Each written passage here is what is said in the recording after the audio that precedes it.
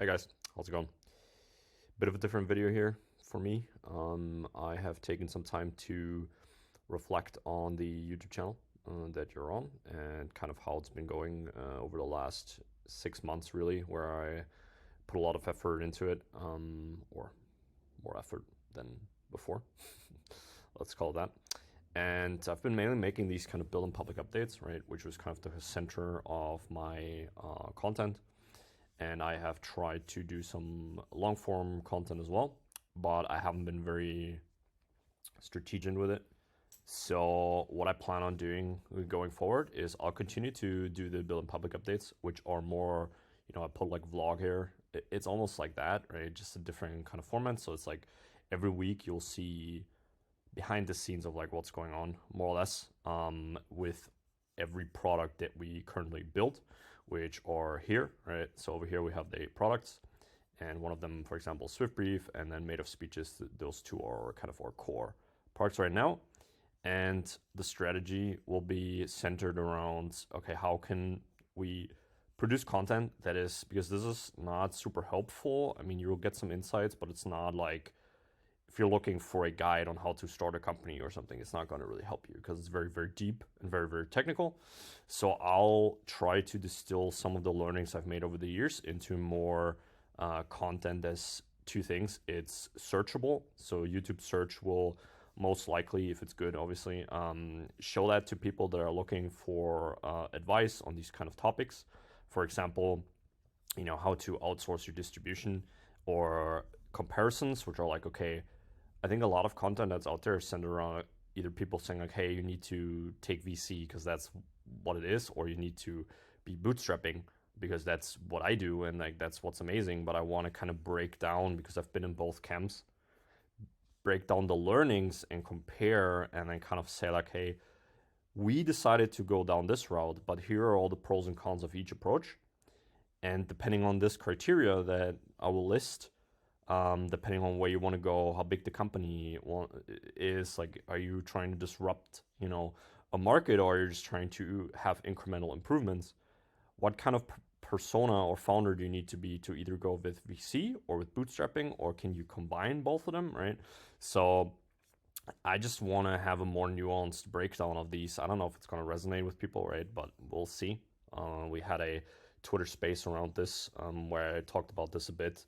And I do think that that's definitely a gap. I'm going to try to go down this road and see how it performs. And if it's interesting for people, I do think it's content people need. I'm not sure it's content people want to consume. That's usually quite different, but I'll, like I said, I'll just try it. And then these, obviously, all these things are kind of extracted out of the kind of build and public updates, right? So when we start running ads, I can make an update. I can make a long form content piece that is concerned with ads, for example. And then the reflections, they will be just zooming out of the build and public updates, which is still kind of like an update, but more on a kind of course scope. So let's say monthly or quarterly or yearly, right? Reflections on what we're doing. And then out of those, we will have new guides, because let's say we adapt an approach and now we're doing something slightly different, then that will kind of have to reflect in these kind of long form content pieces, and also will have impact on the products, because obviously from the reflection we will have strategy shifts in the product, or in certain products at least. And those products, they will be obviously the star of the build and public updates, right? So it all kind of feeds off each other. And then here with these long form pieces, I can show within the products, like, how do we actually apply this concept, right? So I'm not just going to give you like, okay, this is the high level concept and like you figure out how to use it for yourself.